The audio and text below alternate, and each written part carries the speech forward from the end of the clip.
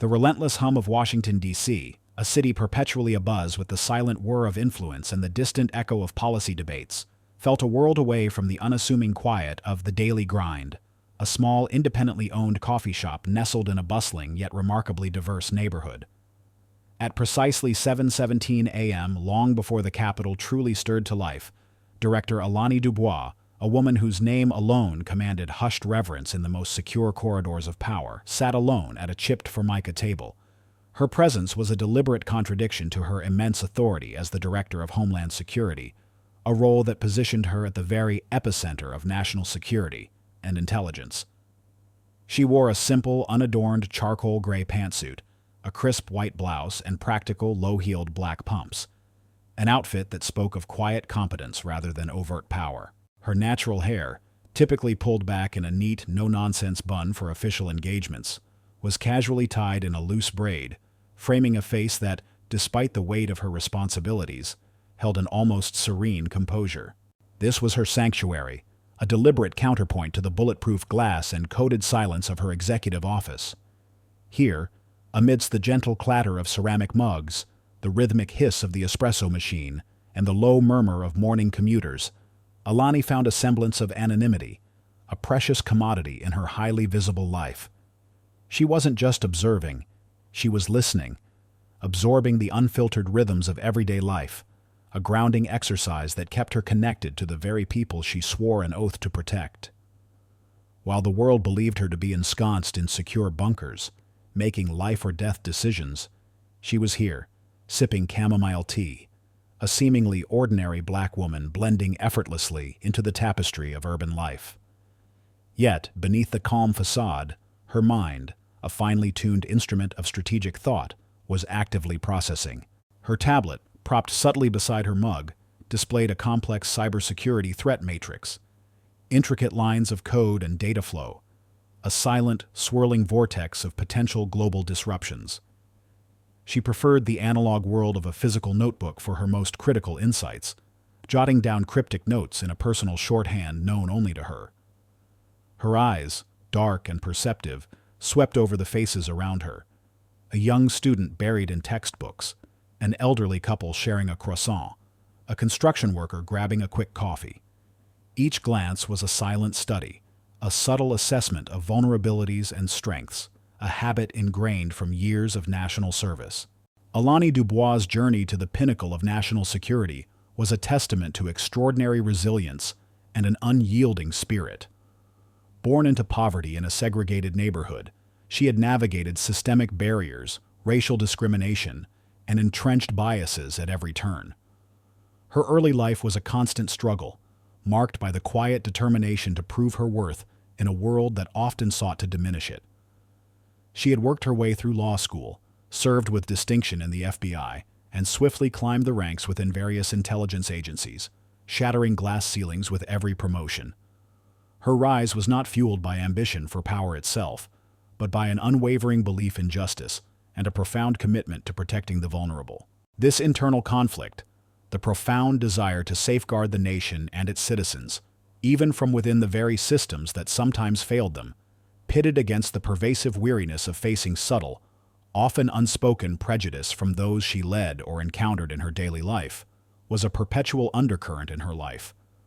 She often found herself grappling with the irony that her greatest professional achievements were often met with an undercurrent of skepticism, a subtle questioning of her qualifications, simply because of the color of her skin and her gender. Beyond the weight of her immense responsibilities and the demands of her public office, Alani possessed a profound, almost secret, wellspring of compassion. Her philanthropic endeavors were meticulous in their anonymity, designed to provide genuine uplift without drawing any attention to herself. One of her most cherished initiatives involved a discreet, yet deeply impactful program dedicated to assisting homeless veterans reintegrate into society. This wasn't a mere financial donation, it was a deeply personal commitment.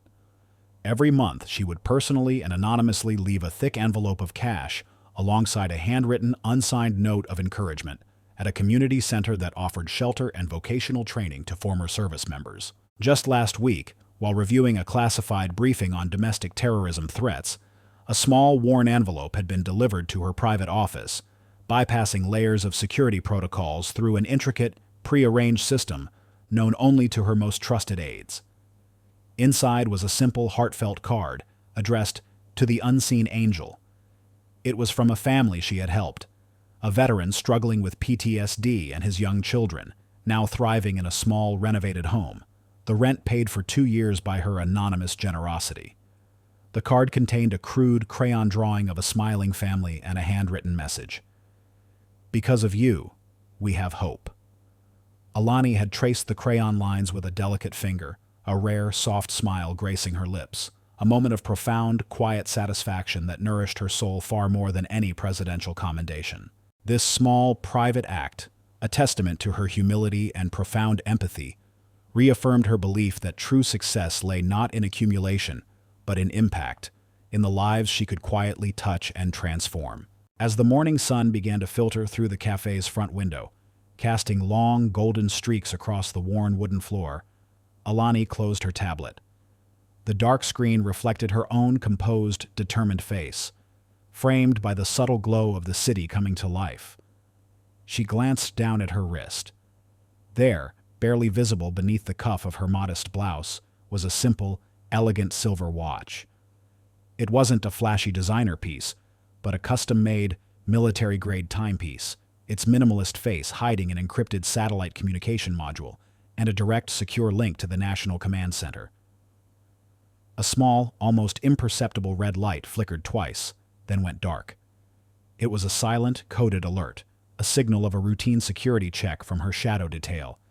She gave a quick, almost imperceptible nod, a gesture of acknowledgement to the unseen presence, a habit so ingrained it was almost unconscious. Just then, her private, secure phone, a discreet, nondescript device, vibrated silently in her pocket.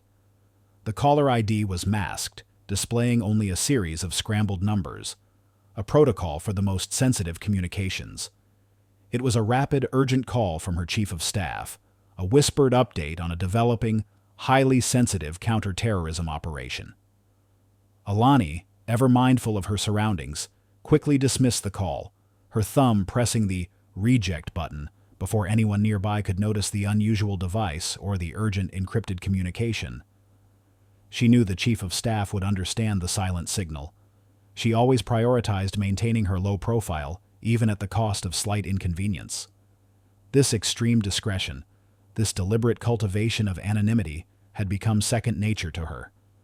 Few knew the true extent of her personal network, let alone the precise mechanisms she employed to remain invisible in plain sight. She understood that sometimes, the most powerful individuals were those who could move through the world unseen, observing without being observed. Tomorrow, this very principle of calculated anonymity would be tested, not in the high stakes of national security, but in the mundane, yet deeply personal, arena of a local courtroom. The air within Courtroom 3B of the District Superior Court, usually thick with the solemn gravity of legal proceedings and the hushed whispers of justice, felt particularly stifling that morning. The stale scent of old paper, polished wood, and faint disinfectant clung to everything, a testament to countless dramas played out within its hallowed walls. Alani Dubois, ever the observer, sat 3 rows back in the public gallery, her presence indistinguishable from any other concerned citizen. She wore the same charcoal gray suit, chosen specifically for its bland anonymity, her hair still in its casual braid. Her eyes, however, missed nothing.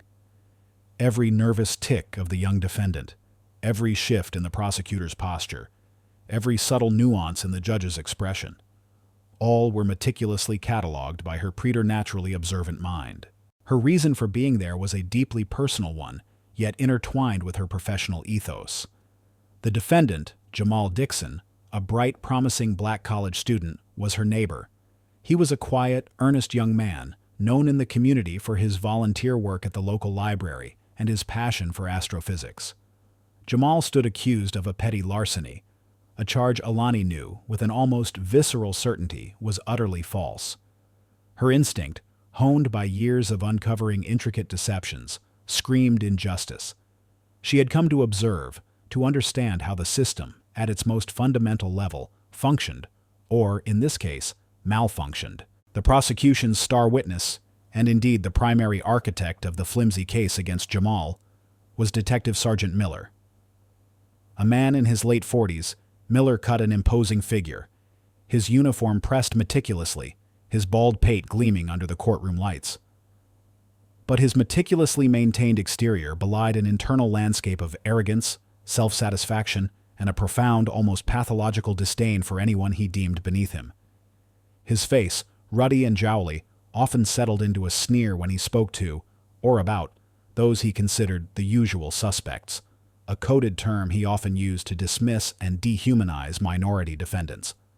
Miller believed himself untouchable, a paragon of law enforcement, and his history, meticulously researched by Alani through unofficial channels, revealed a pattern of solved cases built on dubious evidence and coerced confessions, all expertly swept under the rug by a complicit internal affairs system that valued conviction rates over justice. He was a master manipulator, cloaking his prejudices in the guise of professional rigor. His smug satisfaction, as he recounted a fabricated narrative designed to ensnare Jamal, grated on Alani's nerves like fingernails on a chalkboard. The defense attorney, Ms. Rachel Green, was a young, earnest public defender. Her spirit was willing, but her experience was clearly lacking. Her voice, though firm, trembled slightly as she cross-examined Miller, attempting to poke holes in his testimony.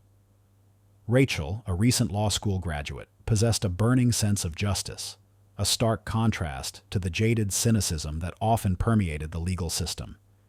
She genuinely believed in Jamal's innocence and fought passionately, but she was outmaneuvered at every turn by Miller's practiced evasiveness and the subtle, almost imperceptible nods of complicity from the prosecution. Alani watched Rachel with a mix of admiration and quiet frustration, recognizing the raw, untapped potential in the young lawyer, but also the daunting odds she faced against such an entrenched system.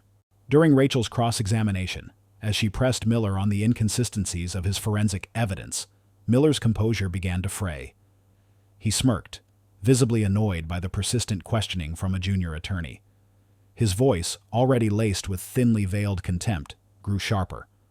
"Look, counselor," he drawled, his eyes sweeping over Rachel's earnest face, then dismissing her with a dismissive wave of his hand. "You public defenders always think you're so clever, don't you? Always trying to twist things. The kid's guilty. We both know it. He fits the profile. Always does." The last sentence was delivered with a heavy, insulting implication, a subtle yet unmistakable reference to Jamal's race. Alani's grip on the armrest tightened almost imperceptibly. Her internal radar, honed by years of navigating subtle and overt biases, began to blare. This wasn't just frustration. It was a clear display of discriminatory behavior, fueled by preconceived notions about who belonged in a courtroom as a defendant. As Rachel, visibly flustered but refusing to yield, pressed on, Miller's eyes swept across the public gallery. His gaze, laced with a casual, almost unconscious disdain, flickered over Alani. He saw a neatly dressed black woman, seemingly ordinary, and dismissed her as irrelevant. He then exchanged a quick, knowing glance with a uniformed patrolman, Officer Jenkins, seated a few rows behind Alani. Jenkins, a burly officer in his late 30s, had a reputation for being a loyal subordinate to Miller, often mirroring his superior's prejudices, albeit with less overt malice. Jenkins, catching Miller's eye, offered a subtle, almost imperceptible smirk, a silent acknowledgement of their shared contempt for the defendant and the type he represented. Miller, emboldened by Jenkins's silent complicity, then leaned closer to the microphone, ostensibly addressing Rachel, but his voice carried, deliberate and theatrical, meant for the entire courtroom to hear. "Honestly, counselor," he scoffed, his gaze still sweeping dismissively over the gallery, momentarily settling on Alani. "It's always the same. They always look the same. You try to help these people, but they just don't get it. They keep falling back into old habits. It's in their nature, I guess." His words, delivered with a smug, self-righteous air, were thinly veiled racial slurs, designed to dehumanize Jamal, and by extension, anyone who resembled him. The implication was clear. Jamal's guilt was inherent, rooted in his race, not in any actual evidence. A collective gasp rippled through the gallery, quickly stifled by the rigid formality of the court. Even Judge Harrison, a seasoned, albeit often weary white judge in his late 60s, who had initially seemed bored and inclined to trust the police's narrative in minor cases, stirred uncomfortably on the bench. He rapped his gavel lightly, his brow furrowed. "Detective Sergeant Miller, watch your language. This is a court of law, not a soapbox." His voice was tinged with annoyance, but lacked true conviction. He seemed more concerned with maintaining decorum than with addressing the underlying racism. Miller, however, merely offered a condescending shrug to the judge, a dismissive gesture that conveyed both his contempt for the proceedings and his utter certainty that he would face no real consequences. He then turned his full attention back to Rachel, his lips curling into a sneer. "With all due respect, Your Honor, I'm just stating facts. Some people just don't fit into decent society. It's a pattern we see every day." His eyes, cold and dismissive, once again swept over Jamal, then lingered on Alani in the gallery, as if to underscore his prejudiced point. Alani's internal alarm bells, already ringing, now screamed. This wasn't just rudeness. It was a brazen, public act of discrimination, a chilling abuse of power in a place where justice was supposed to be blind. It was a direct affront to Jamal's dignity, to Rachel's earnest efforts, and to the very principles of fairness that Alani had dedicated her life to upholding. Her hands remained casually in her lap, but her gaze hardened, a flicker of cold, absolute resolve hardening behind her eyes. This wasn't just about Jamal anymore. This was about the insidious rot within the system, the blatant disregard for justice, the casual cruelty inflicted by those sworn to protect. To allow this to stand, to retreat into her anonymity, would be to betray not just herself, but every single individual who had faced similar indignities, every vulnerable person whose voice had been silenced by the very institutions meant to serve them. This was her point of no return. The quiet observer had reached her limit. Justice, she decided, would begin right here, in this courtroom, not in the shadows, but in the glaring light of public scrutiny. She would not back down. The oppressive silence that followed Detective Sergeant Miller's thinly veiled racial slurs in Courtroom 3B was heavier than the humid courtroom air, suffocating the last vestiges of casual legal procedure. His triumphant, condescending smirk, just moments before directed at Jamal and Rachel, solidified on his face, a grotesque mask of self-righteous bigotry. Officer Jenkins, seated behind Alani, still wore his subtle, shared smirk, a silent echo of his superior's disdain. Even Judge Harrison, usually a figure of calm authority, appeared momentarily stunned, his gavel frozen midair, a silent testament to the raw, unadulterated prejudice that had just been unleashed. The collective discomfort in the gallery was almost palpable, a thick, suffocating cloud of unspoken outrage. Dr. Alani Dubois, however, remained outwardly impassive. Her earlier anonymity, her carefully constructed deference, had vanished as if shed with an unwanted skin. In its place was a stillness that was far more unnerving than any outburst of anger. Her dark eyes, no longer veiled by the persona of a meek, unassuming citizen, now held an icy precision, stripping away Miller's bravado with a single, unblinking stare. She wasn't merely seeing a prejudiced police officer. She was seeing a systemic flaw, a gaping wound in the fabric of justice, a manifestation of the very biases she had spent a lifetime quietly dismantling within the federal government. Miller's actions weren't just an inconvenience. They were a brazen public affront to her personal dignity, an audacious breach of the very principles of fairness she swore to uphold, and, most damningly, an act of overt discrimination against an innocent young man in a court of law. Alani had faced down international terror cells and navigated treacherous geopolitical negotiations. Detective Sergeant Miller, with his petty cruelty and ingrained arrogance, was merely another obstacle, albeit one far beneath her usual purview, that needed to be neutralized with swift, surgical precision. Detective Sergeant Miller. Alani's voice, when it finally cut through the tense silence, was not loud, but it resonated with a chilling, surgical precision that made even the judge's gavel seem to recede into insignificance.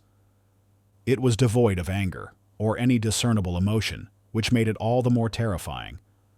Each word was carefully enunciated, imbued with an undeniable, yet understated authority that compelled every eye in the courtroom to snap towards her.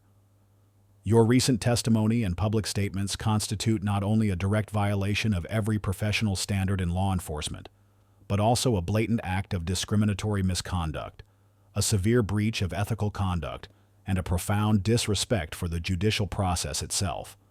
Her eyes, sharp and unwavering, held Miller's, compelling the detective to look at her, truly look at her, for the first time without the lens of his ingrained prejudice. Miller, still riding the high of his self-perceived dominance, opened his mouth to retort, perhaps another condescending remark, or a panicked, ill-conceived justification. "And who exactly are you, lady, to tell me how to do my job?" he scoffed, attempting to regain control, his voice laced with the same dismissive arrogance. "Some armchair lawyer from the cheap seats?" But Alani cut him off with a single, decisive gesture of her hand, a subtle, almost imperceptible flick of her wrist that nonetheless carried immense, silencing weight. Her gaze, cold and unyielding, pinned him. "I advise you to reconsider your next words, Detective Sergeant Miller. Every action you have taken, every word you have uttered since I entered this courtroom, is being duly noted and will be accounted for. Furthermore, you are already in severe violation of numerous clauses within your department's code of conduct, and I assure you, federal statutes. Do you understand the gravity of what you have just done?" Miller's face, which had been pale with a mix of confusion and indignation, now flushed scarlet, then drained again to an ashen gray. He tried to force a dismissive laugh, a scoff, but it died in his throat, strangled by a dawning, profound terror. The cold steel in Alani's gaze was unsettling. It was the look of someone who saw through him, not just to his petty cruelty, but to the deeper systemic rot beneath. The casual power he wielded over ordinary citizens had just evaporated, replaced by a terrifying sense of his own vulnerability. He shifted uncomfortably on the witness stand, his hands visibly trembling. Then, with a deliberate, almost ritualistic movement, Alani reached into her simple, unassuming black handbag. The entire courtroom seemed to hold its collective breath, wondering what mundane object she might produce. A forgotten tissue, perhaps, or a complaint form she intended to fill out. Her hand emerged clutching a slim, dark leather card holder.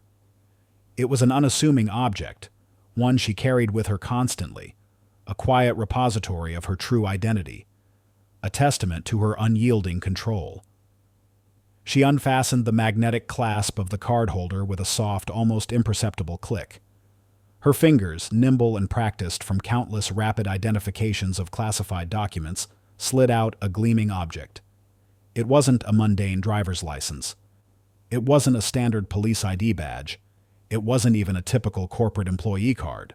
Under the harsh, overhead fluorescent lights of the courtroom, a platinum card, meticulously engraved, flashed, its polished surface reflecting a blinding glint.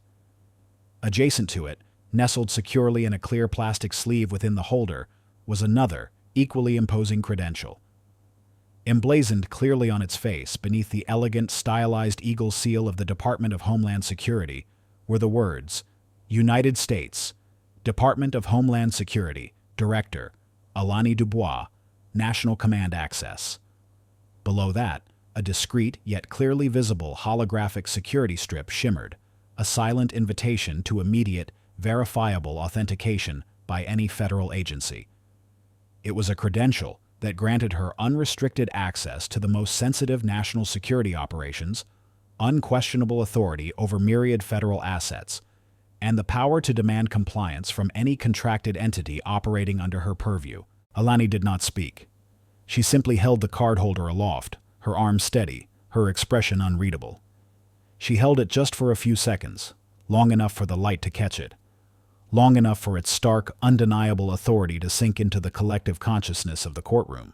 Detective Sergeant Miller, Officer Jenkins, Judge Harrison, Ms. Rachel Green, and the stunned reporters scrambling in the back rows. A collective gasp swept through the small group, quickly followed by a profound, almost terrifying silence. The court reporter stopped typing. The judge's gavel clattered to the bench. The snickers from Officer Jenkins died abruptly, choked off by dawning horror. His face, which moments before had held casual disdain or bored indifference, was now etched with incredulity and dawning dread. This wasn't just another citizen. this was something else entirely. This was the Director of Homeland Security. Detective Sergeant Miller, who had been trying to regain some semblance of composure, saw the card. His face, which had been set in an arrogant sneer, instantly froze. The color drained from his cheeks, leaving him a sickly, pallid white. His jaw went slack, his eyes wide with a sudden, dawning, profound comprehension. The blood rushed from his face, leaving it pasty and ghost-like. His carefully constructed facade of superiority, built on years of petty power plays and ingrained prejudice, shattered in an instant, revealing the hollow, terrified man beneath. The implications were a cold, hard slap to his overinflated ego, a sudden, brutal shattering of his sense of untouchable privilege.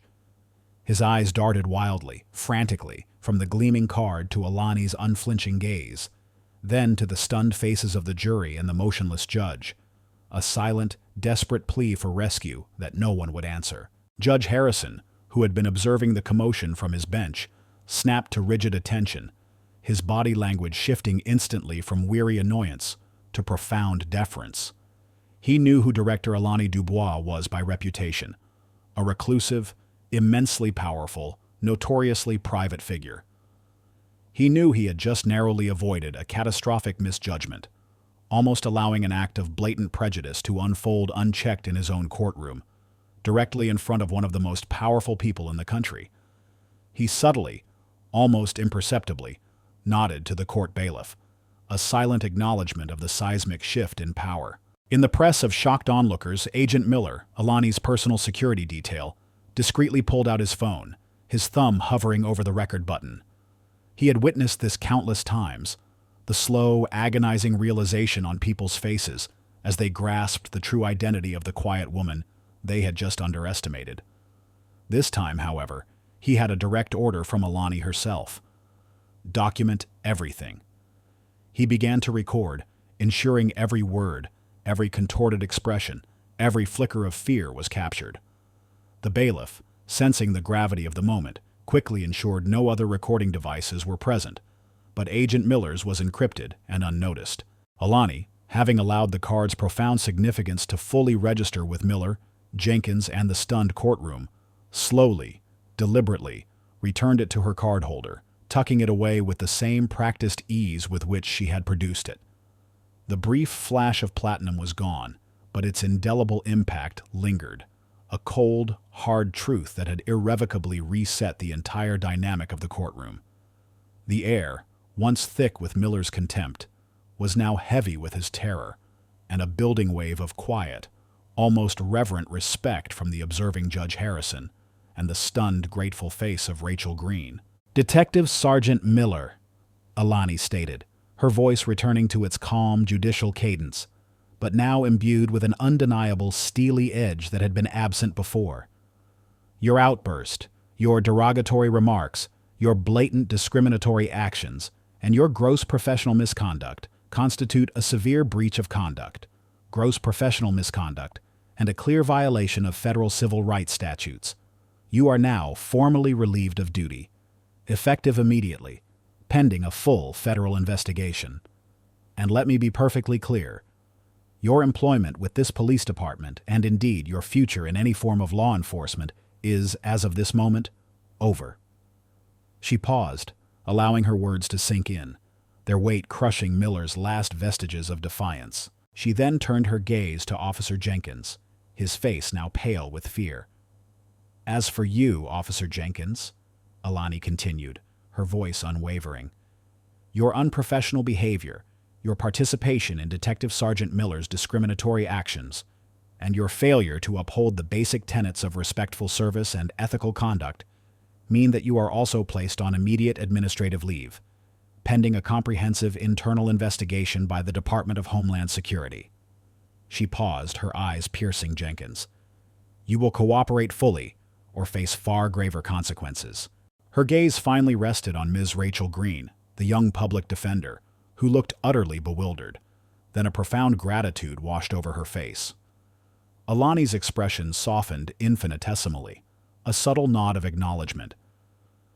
"Ms. Green," she said, her voice gentler, "your client, Mr. Jamal Dixon, is innocent." I will personally ensure that this unjust prosecution is halted immediately, and that all false charges against him are expunged. Furthermore, I believe your dedication to justice, even against overwhelming odds, speaks volumes. You will be hearing from my office regarding future opportunities." Rachel's eyes widened, a flicker of bewildered relief and awe washing over her face.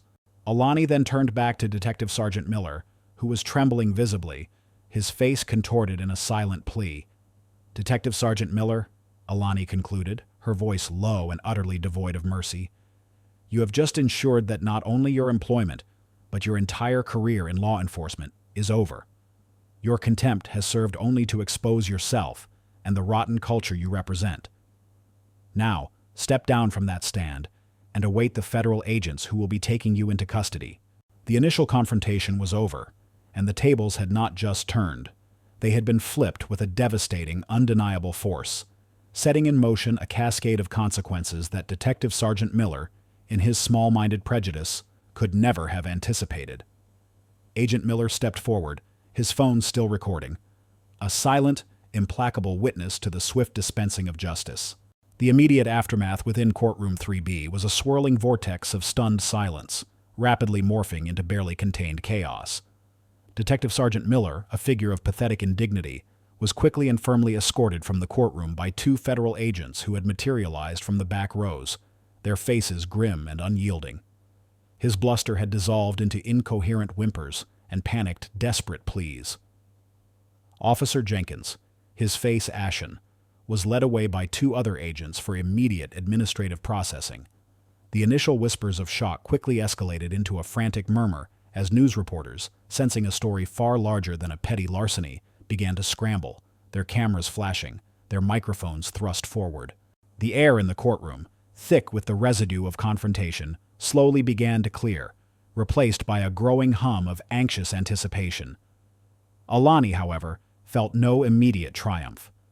The adrenaline that had surged through her veins during the unveiling was receding, leaving behind the cold, strategic clarity of a seasoned executive. This initial skirmish, though satisfyingly decisive, was merely the prelude. She knew with absolute certainty that Miller was a symptom, not the disease. The true battle lay ahead, against a deeply entrenched system that had allowed such blatant prejudice and lax operational oversight to fester within its ranks. She had to ensure that this incident, however dramatic, served as a catalyst for genuine systemic change, not just a one-off dismissal.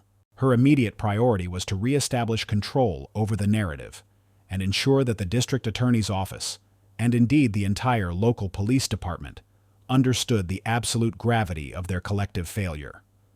She retrieved her discreet, secure phone from her pocket and issued swift, precise instructions to Agent Miller, her personal security detail, who stood by her, a silent, imposing presence. "Ensure Mr. Dixon is immediately released, and all charges against him are expunged from the record, fully and without prejudice. Secure all evidence related to this case, physical and digital. Notify the Attorney General's office. I want the Chief of Police and the District Attorney in a secure conference room at my command center in 30 minutes. This cannot wait." Just as Agent Miller nodded, already on his secure line, the imposing figure of Chief Thompson, the city's chief of police, strode into the courtroom. He was a man in his late 50s, broad-shouldered, with a stern, unyielding face that usually commanded instant respect. Today, however, his face was a tight mask of professional concern, tinged with barely concealed fury. He had clearly been alerted to the unfolding disaster.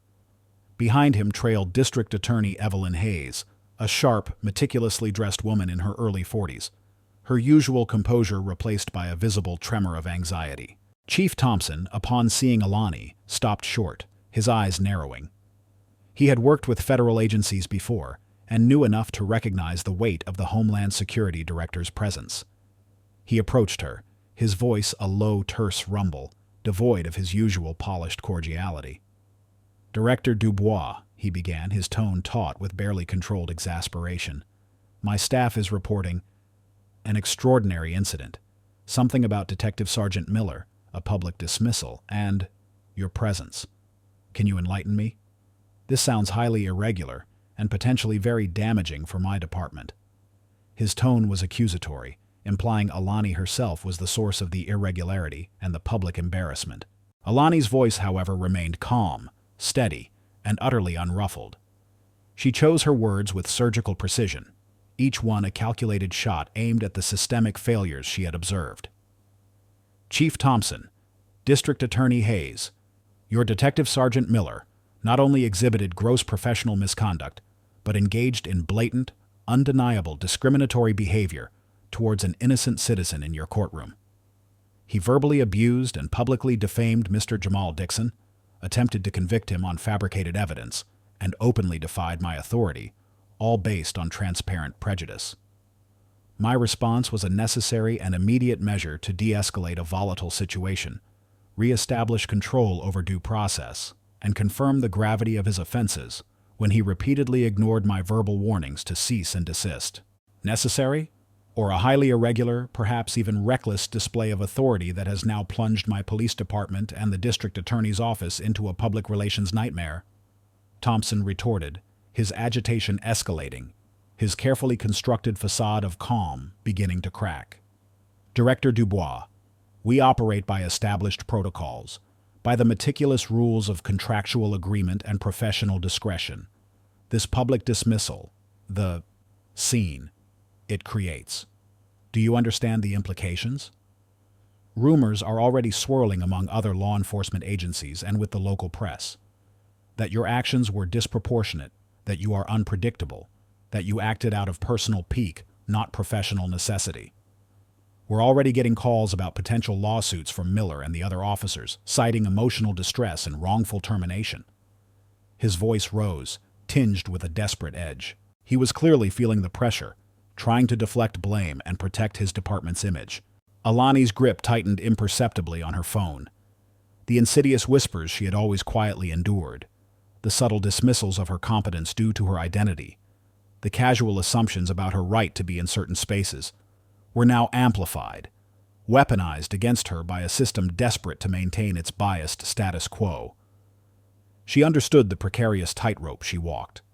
A black female director of Homeland Security, already navigating a predominantly white, male-dominated federal landscape, had just executed a maneuver that, in entrenched circles, would be seen as an outrageous breach of decorum, an unforgivable overstep. Her integrity, her hard-earned reputation, even her future collaborations within the broader law enforcement community now hung by a single fraying thread. The institutional inertia, the desire to maintain the status quo and avoid controversy, was a far more formidable opponent than Miller's petty tyranny. Chief Thompson, District Attorney Hayes, members of the committee, Alani interjected, her voice firm, cutting through his agitated monologue. My actions were in direct response to a criminal act, an act of discriminatory profiling and gross negligence regarding a citizen's fundamental rights. Furthermore, given the nature of the original complaints I have discreetly gathered about your department, Detective Sergeant Miller's behavior leads me to believe this is not an isolated incident, but indicative of a deeper, more dangerous systemic problem within your police department's culture. My concern is not personal. It is for the safety, privacy, and equitable treatment of all citizens, and for the integrity of the justice system you purport to uphold. Thompson sighed, a frustrated, exasperated sound that resonated with the immense pressure he was under. Fine, Director Dubois. Fine. But this has put us in an impossible position. Our legal team is already screaming for a full internal inquiry into your conduct, citing judicial bias and improper procedure. The optics are abysmal. We need to handle this with the utmost delicacy to avoid a public relations catastrophe and a potentially damaging lawsuit against us. I am already en route to the precinct with District Attorney Hayes. You will be there. You need to explain yourself, and you need to convince us that this isn't a pattern of uncontrolled behavior. Your continued contract with federal agencies, and indeed your future ability to collaborate on joint task forces, could hinge on this. The call ended abruptly, the dial tone a flat, final note in the sudden silence of the courtroom. Alani pushed herself away from the table and walked to a deserted corner of the courtroom, looking out at the city streets through the large, grimace window. She closed her eyes for a moment, visualizing the precise details of Miller's actions, recalling his exact words, the subtle facial expressions of Officer Jenkins, and the dawning terror on his face. More importantly, she thought of Jamal, the innocent young man, and the countless other individuals, defendants and citizens alike, who had likely faced similar microaggressions and overt biases in their daily interactions within this seemingly impartial system. This was not just about one detective sergeant. It was about the culture of an entire organization. She opened her eyes, resolve hardening her jaw. She wouldn't just defend her actions. She would turn this crisis into an unprecedented opportunity. Miller's contempt, his open prejudice, had, ironically, been a gift. It had allowed Alani to publicly reveal a hidden aspect of her power, to hint at an expertise that went far beyond mere national security. It had forced the issue into the light. She pulled out her secure, government-grade tablet, a piece of equipment far more advanced than anything a typical citizen would carry, capable of secure communication and forensic data analysis on the fly. Her fingers, still possessing the speed and precision of a seasoned investigator, began to tap furiously across the encrypted screen. She started compiling a detailed dossier, not just on Miller's contempt, but on the deeper, more insidious web of discriminatory practices and systemic procedural shortcuts that her long-term, discreet observations of the local police department had already begun to uncover. She would present it to Chief Thompson and District Attorney Hayes, not as a defensive explanation, but as a compelling, undeniable reason for her unprecedented actions.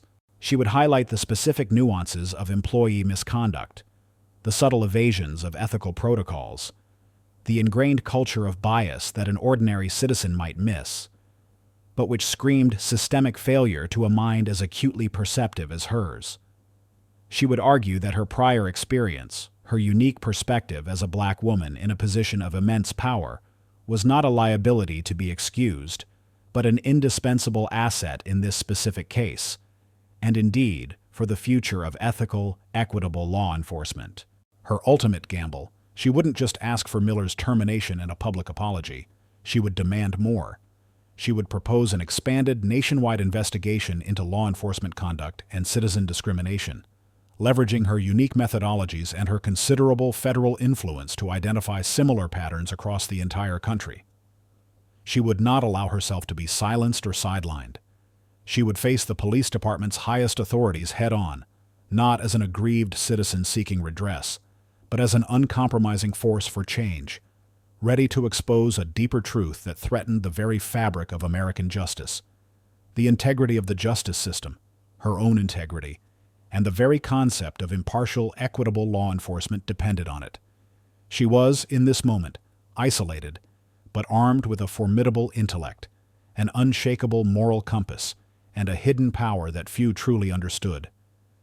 The gauntlet had been thrown, and Director Alani Dubois, the quiet, underestimated force, was ready to pick it up, not just for herself, but for every individual who had ever felt invisible, disrespected, or judged by those in positions of petty authority. The emergency, high-stakes meeting room at the district police precinct, usually a bastion of subdued authority and hushed, almost reverent legal discourse, now crackled with an almost palpable tension.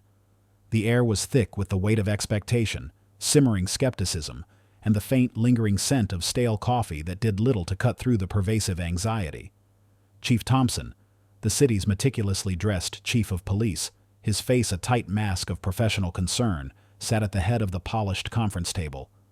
Beside him sat District Attorney Evelyn Hayes, her usual sharp composure replaced by a visible tremor of apprehension. Arrayed around the table were other senior police captains and legal advisors, their expressions ranging from open curiosity to barely concealed disapproval, their collective concern etched deeply onto their faces. They represented the bedrock of the local justice system and were ready to dissect and interrogate Director Alani Dubois on her unprecedented actions in Courtroom 3B earlier that morning. Alani walked in, her stride composed, her posture unwavering, exuding a quiet confidence that seemed to absorb the room's ambient tension rather than succumb to it. She carried only her slim, secure government-grade tablet, its dark screen a stark contrast to the thick binders and legal pads usually present at such high-stakes corporate interrogations. She chose her seat, directly facing the array of executives, her gaze sweeping over each member, meeting their scrutiny with an unwavering, almost defiant resolve. She wasn't here to apologize for her actions. She was here to justify them, to expose a truth far more profound and dangerous than a single act of contempt, a truth that struck at the very heart of their operations. Chief Thompson cleared his throat, his voice formal, betraying none of the earlier agitation from their phone call, a carefully cultivated mask of professional decorum. Director Dubois, thank you for attending on such short notice. We are here to discuss the deeply concerning events of this morning's proceedings concerning the case of Mr. Jamal Dixon, specifically your unconventional response to our Detective Sergeant Miller and the highly unusual public display of your personal identification. The department requires a thorough, unvarnished explanation of your actions and the circumstances that necessitated them. We understand you felt aggrieved, but surely such drastic measures were unwarranted. His tone was polite, yet subtly condescending, clearly implying Alani had overreacted. Alani nodded, her expression resolute, betraying nothing. Chief Thompson, District Attorney Hayes, members of the committee, I understand your concerns regarding department decorum, operational procedure, and the public perception of the police department. My actions this morning were indeed unconventional by design, but they were not impulsive, nor were they born of personal pique or a desire for theatrics. They were a direct, calculated response to a blatant, egregious assault on an innocent citizen's personal dignity, a severe breach of his privacy, and a fundamental disregard for the constitutional obligations that this police department has to its citizens. Her voice was calm, measured, utterly devoid of defensiveness, yet imbued with an undeniable, steely authority. Each word was carefully chosen, each phrase weighted with purpose. When a detective sergeant, in a position of public trust, openly mocks a citizen, attempts to convict them on fabricated evidence, and openly defies judicial authority, a mere verbal complaint, in that moment, would have been woefully insufficient to stem the tide of his defiance and the chilling effect it had on the integrity of your operations. My actions were a necessary escalation. District Attorney Evelyn Hayes interjected, her tone sharp, her eyes narrowed with a prosecutor's skepticism. She was less concerned with decorum than with legal liability. But a public dismissal, Director Dubois, of a seasoned detective sergeant and administrative leave for another officer? That is an extraordinary, unprecedented measure for what appears to be a dispute with an employee. It could be perceived, and indeed is being perceived by our human resources and legal departments, as an unfair leveraging of your substantial federal influence against a lower-level employee. It sets a dangerous precedent. We are already dealing with a deluge of media inquiries, and a formal grievance from Mr. Miller and the other officers alleging harassment, emotional distress, and wrongful termination. This is a significant liability. Her words hung in the air, a thinly veiled accusation, asserting the department's power and hinting at potential counteraction. This was the very hang-by-a-single-hair moment Alani had anticipated, the critical juncture where her true power and the fate of her mission for systemic change would be decided. The room leaned in, waiting for her defense, for her to falter, to show a flicker of regret or uncertainty. She took a slow, deliberate breath, the weight of not just her reputation, but the broader implications for the entire law enforcement community, pressing down on her. This was where she turned the tables.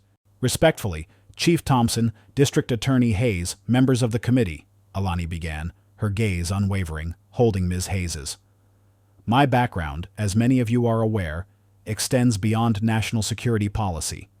My tenure with the FAA's Special Investigations Unit, particularly within the Covert Operations and Financial Crimes Division, is not merely an affiliation or a personal dramatic flair. It is a deep, specialized expertise in identifying, infiltrating, and dismantling complex systemic failures and criminal enterprises that often hide behind seemingly mundane operational procedures. When Detective Sergeant Miller began to engage in abusive, racially charged, and utterly contemptuous behavior in your courtroom, openly mocking an innocent citizen, attempting to convict him on false pretenses, and openly insulting his presence, I observed patterns.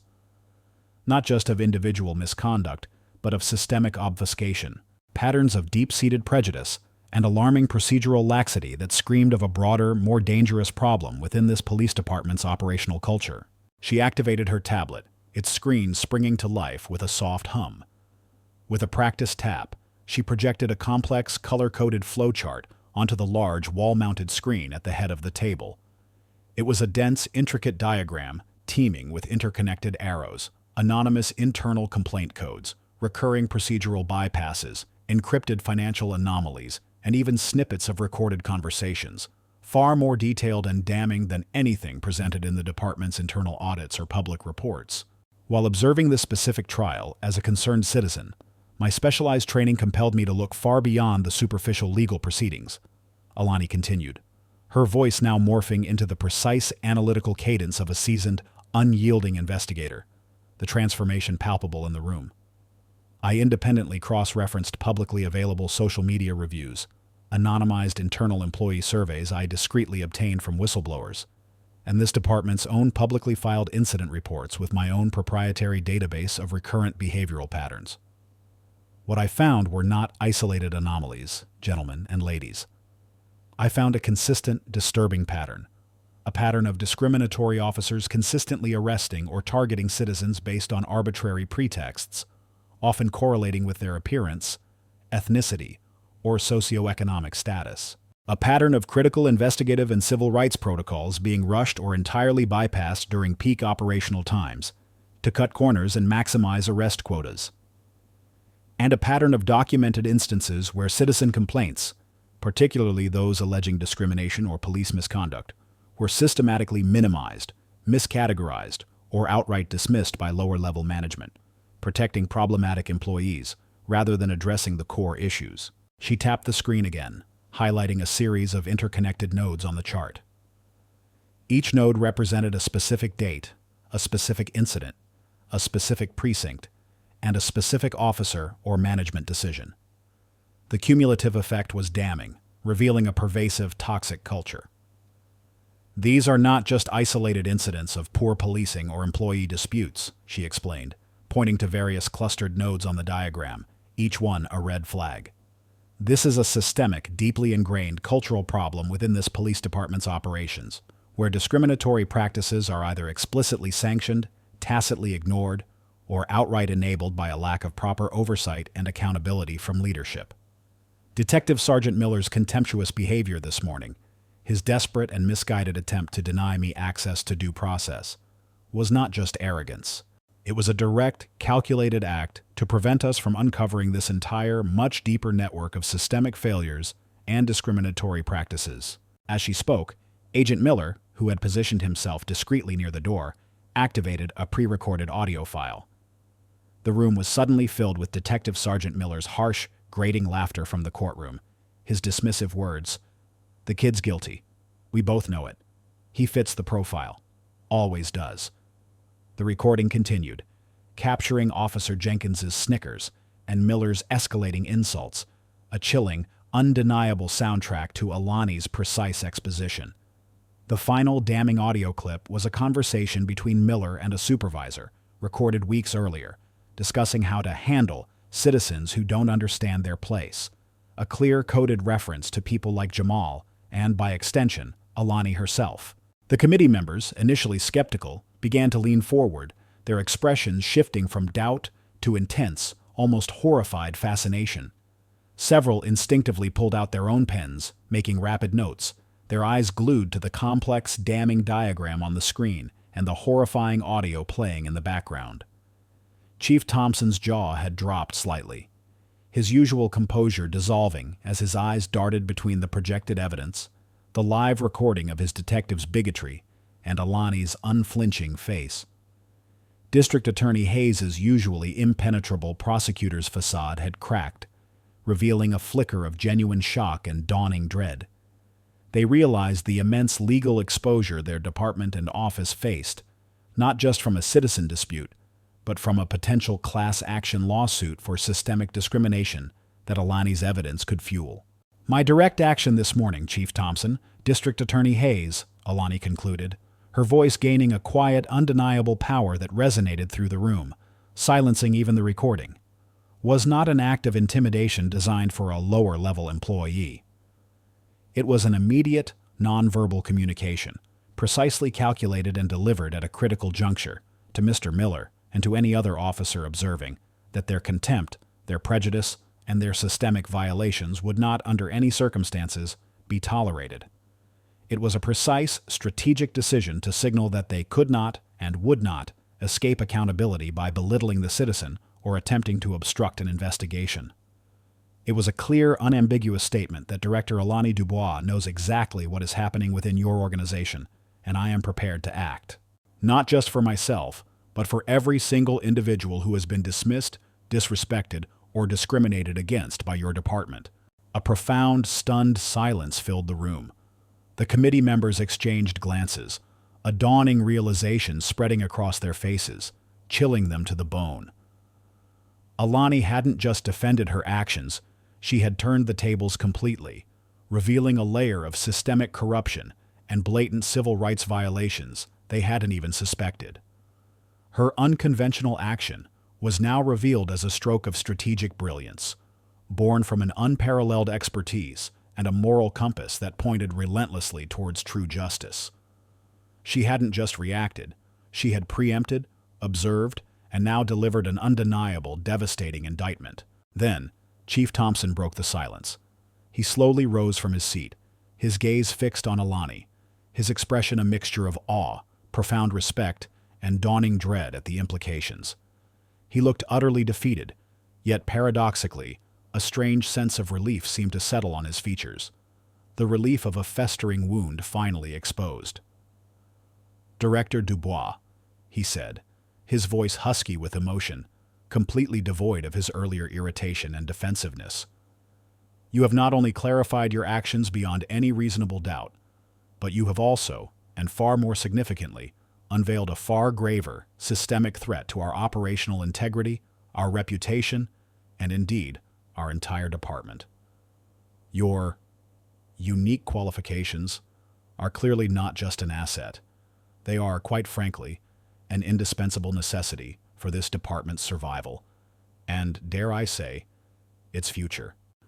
He turned to District Attorney Hayes and the other committee members, his voice now ringing with decisive, almost desperate authority. "Ladies and gentlemen, it is unequivocally clear to me that not only was Director Dubois' response entirely justified, but her insights and her continued oversight of this matter are absolutely essential. District Attorney Hayes, I want a full, unreserved public apology issued to Director Dubois and Mr. Dixon immediately. Furthermore, we will cooperate fully with any and all investigations she deems necessary.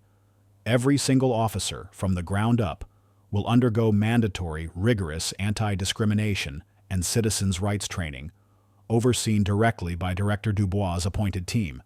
We will launch an immediate, comprehensive internal audit into every aspect of our operations, particularly regarding citizen complaints and officer conduct, under her direct supervision. And Detective Sergeant Miller, along with any other officers found to have engaged in similar behavior, will face not just termination, but criminal charges where applicable. His behavior and the systemic issues it exposed demand the full force of our legal and disciplinary action." A chorus of agreement, laced with murmurs of admiration and immediate calls for action, rippled through the room. The tide had turned completely. Alani hadn't just survived the gauntlet. She had conquered it, transforming a moment of public scrutiny and potential corporate retaliation into a powerful testament to her unparalleled capabilities and a watershed moment for justice within the local law enforcement. Her quiet resolve had pierced through layers of prejudice and complacency, exposing the truth for all to see. Meanwhile, back at the precinct, Detective Sergeant Miller, still reeling from the shocking revelation of Alani's identity, sat in a small windowless interrogation room, guarded by a grim-faced Agent Miller. His hastily summoned lawyer, a junior associate from the city's legal department, looked utterly defeated, already having received frantic, high-priority instructions from District Attorney Hayes. The initial charges of insubordination and wrongful termination now seemed trivial. News from the executive meeting room, carried by frantic phone calls and hushed whispers among the precinct staff, had begun to filter down. Blake's face, which had been ashen, now turned a sickly green. He could hear the distinct sound of more federal agents arriving, their authoritative voices and purposeful strides echoing down the corridor. He was no longer just dealing with a disgruntled citizen. His interrogation room door swung open, revealing two figures: a stern-faced, impeccably dressed federal agent from the Department of Justice, carrying a thick legal file, and, to Miller's utter horror, Director Alani Dubois herself, no longer in her casual suit, but now in a sharp, dark federal uniform, her eyes cold and resolute, utterly devoid of mercy. She held a warrant in her hand, not just for his immediate termination, but for a new, expanded list of potential federal charges, including civil rights violations, obstruction of justice, and potentially even corporate negligence related to the systematic discriminatory practices that Alani had meticulously documented within the police department. "Detective Sergeant Miller," Alani stated, her voice calm, powerful, and utterly devoid of emotion, her face impassive. "Effective immediately, the incident in the courtroom has escalated into a full-scale federal investigation. Your immediate termination from the police department is now a formality.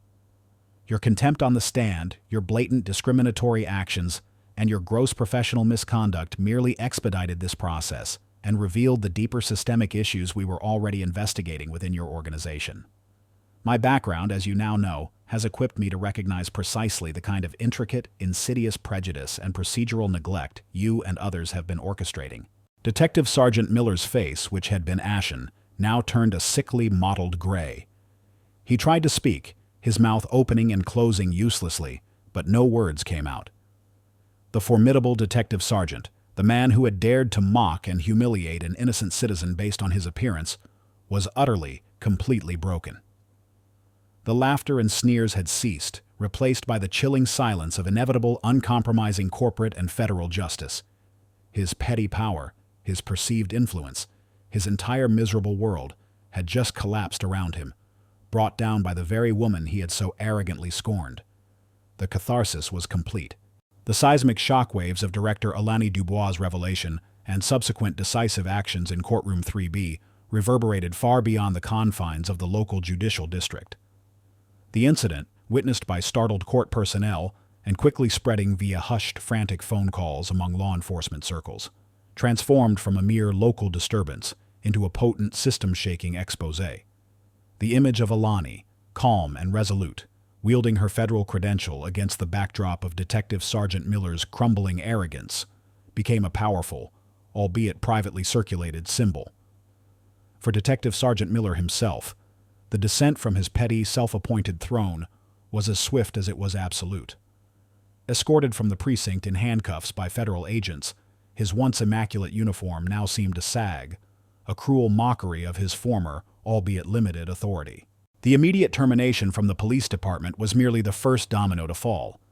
His public humiliation was quickly followed by formal federal indictments for obstruction of justice, gross professional misconduct, and, most damningly, civil rights violations stemming from documented patterns of discriminatory behavior. He faced a lengthy prison sentence, his bitter pleas for leniency falling on deaf ears.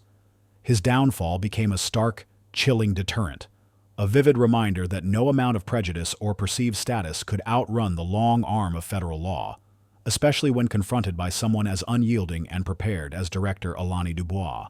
The ripple effect extended throughout the local police department, forcing a painful but necessary reckoning. The viral whispers, coupled with Alani's meticulously compiled dossier, a comprehensive indictment not just of Miller, but of a deeply ingrained corporate culture of negligence and subtle prejudice, ignited an inferno of citizen outrage and immediate regulatory action from the relevant state and federal oversight bodies. The police department, facing massive potential fines, a precipitous drop in public trust, and the very real threat of losing federal funding, underwent a radical, painful overhaul. Executives implicated in turning a blind eye to the problematic culture were fired, systemic biases within their training and hiring programs were rooted out, and a new, comprehensive diversity and inclusion initiative was launched, monitored directly by Alani's now elevated influence within the Department of Homeland Security and the Department of Justice. The department issued a public, unreserved apology to Director Alani Dubois and to all citizens who had experienced discrimination, a mea culpa broadcast across local news outlets and discreetly circulated among their community liaisons, aiming to mend a public image that had been shattered by Miller's egregious actions and the department's own complicity. The ripple effect also reached those touched by the initial confrontation, transforming lives in unexpected ways. Jamal Dixon, the young college student, found his life irrevocably altered. Not only were all false charges against him immediately and permanently expunged, but Director Dubois personally ensured he received a full scholarship to any university of his choosing, allowing him to pursue his passion for astrophysics without the burden of legal debt or a tainted record. Jamal, profoundly impacted by Alani's intervention, dedicated himself to his studies, eventually earning a doctorate and becoming an advocate for STEM education in underserved communities, embodying the positive change Alani sought to inspire. His story became a powerful example of how one act of injustice, when confronted with courage, could lead to unexpected opportunities. Officer Jenkins, who had initially smirked alongside Miller, found his perspective irrevocably shifted. Witnessing Alani's calm, undeniable authority and the damning evidence she presented, he underwent a profound reevaluation of his own ingrained assumptions. He apologized to Alani personally, a quiet, sincere moment of humility at the precinct after Miller had been led away. Inspired by her unwavering commitment to justice, Officer Jenkins became an unlikely yet powerful advocate for fairness within the police force.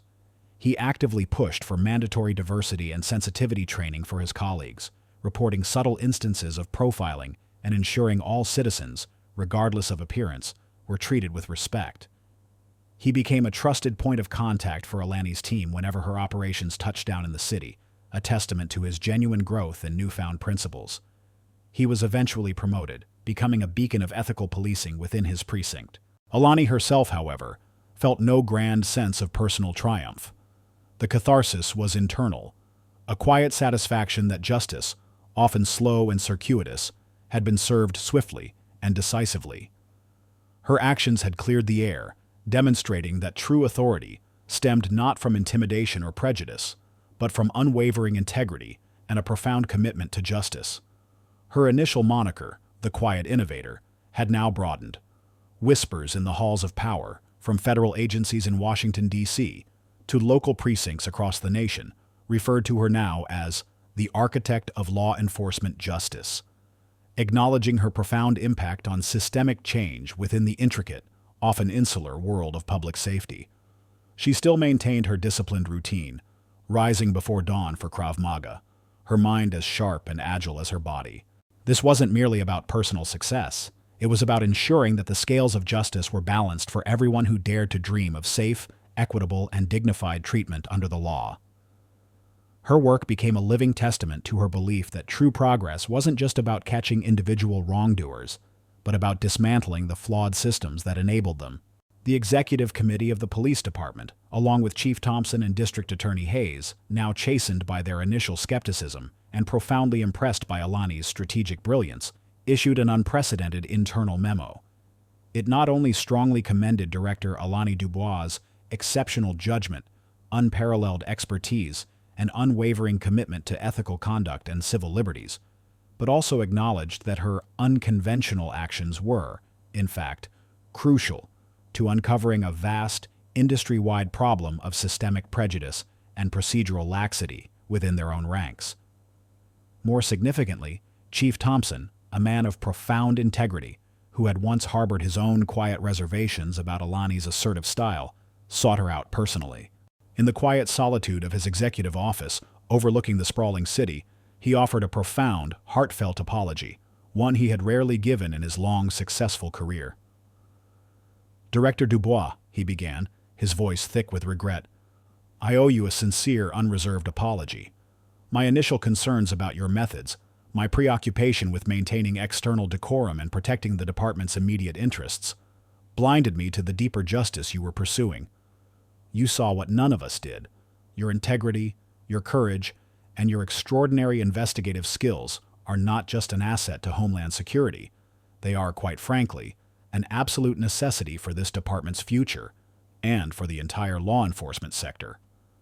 He paused, his gaze now filled with profound respect, meeting hers. "You are truly a remarkable individual, Director Dubois.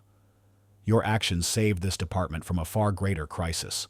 This wasn't just an apology, it was a profound affirmation. Thompson, deeply impressed by her strategic brilliance and unwavering commitment, offered her a new, groundbreaking opportunity.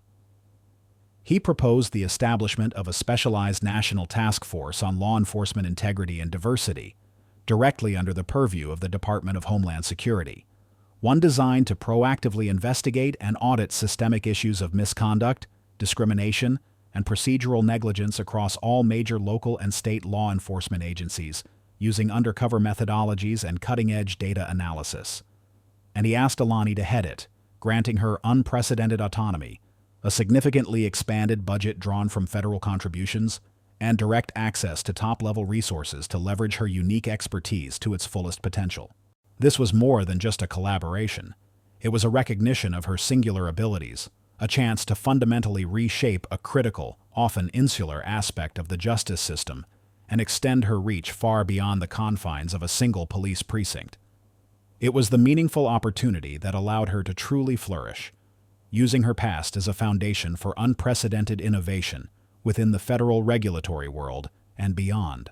This new, pivotal role allowed Alani to immerse herself fully in the kind of intricate investigative and systemic reform work she excelled at, bridging the gap between raw data, human behavior, and prosecutorial action. She became a driving force in identifying dormant prejudice networks, rooting out corrupt practices, and implementing robust ethical training programs across the entire law enforcement industry. Her keen eye for detail and her profound understanding of human psychology, honed by years of observation and intervention, proved invaluable. She found herself working in synergy with former federal colleagues, leveraging her network to bring unprecedented scrutiny to an industry that had long operated under its own, often lax rules. One crisp autumn afternoon, months after Detective Sergeant Miller's final sentencing and the complete overhaul at the local police department, Alani found herself walking through the bustling, newly transparent, and welcoming police headquarters, a profound sense of purpose in her stride. She spotted Agent Miller, her head of security, who was overseeing the meticulous preparation of a highly sensitive undercover operation. Agent Miller, always efficient, noticed her.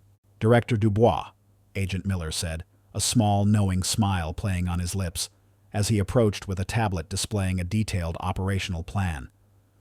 "Just got word from the National Task Force. Another successful audit completed in Chicago.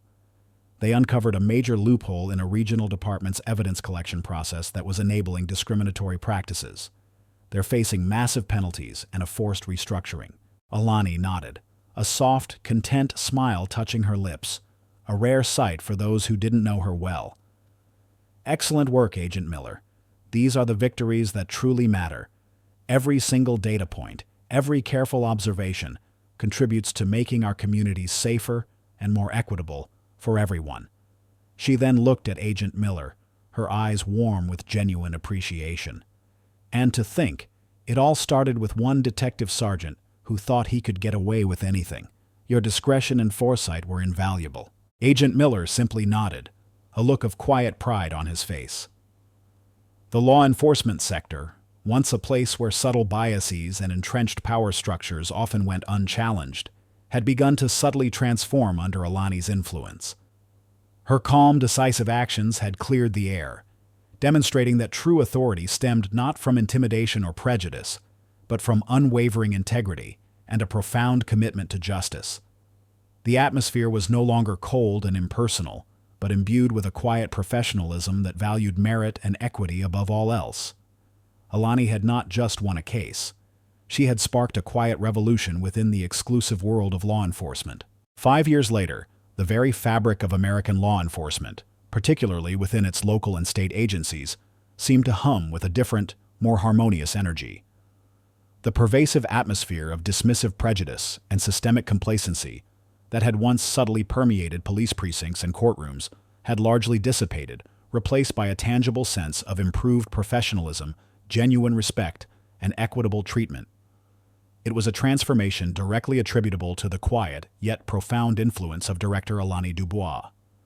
The echoes of Detective Sergeant Miller's sneering contempt and the initial, defensive backlash from police chiefs and district attorneys had long faded, replaced by widespread recognition of Alani's unyielding integrity and her strategic foresight.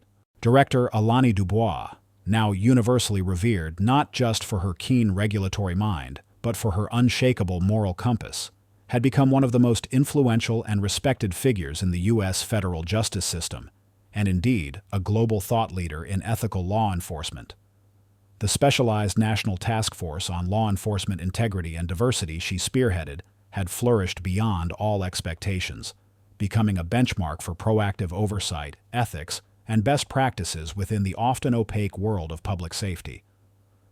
Her unique blend of federal authority and deep investigative acumen, forged during her challenging years with the FAA's Special Investigations Unit, proved to be an unstoppable force against white-collar misconduct, systemic discrimination, and even subtle forms of corporate negligence. Under her relentless guidance, the task force had dismantled several intricate, multi-layered corruption networks, exposed pervasive patterns of bias across multiple major police departments, and, most importantly, implemented industry-wide policy changes that recovered billions in illicit gains while significantly enhancing citizen safety, privacy, and civil liberties.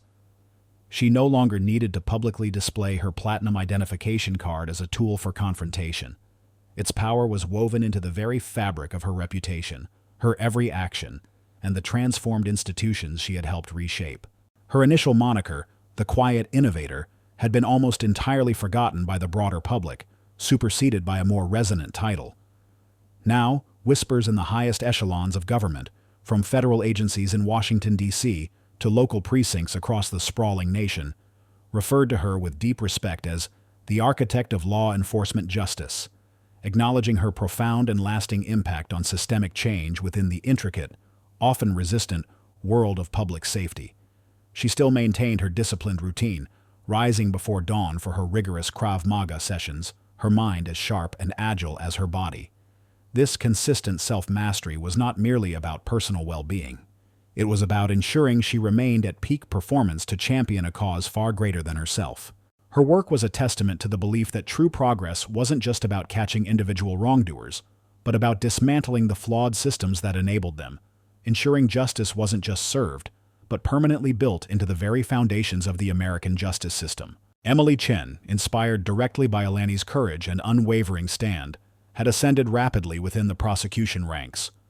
She was now a prominent federal prosecutor specializing in civil rights and corporate accountability, renowned for her meticulous preparation and unshakable ethical stance.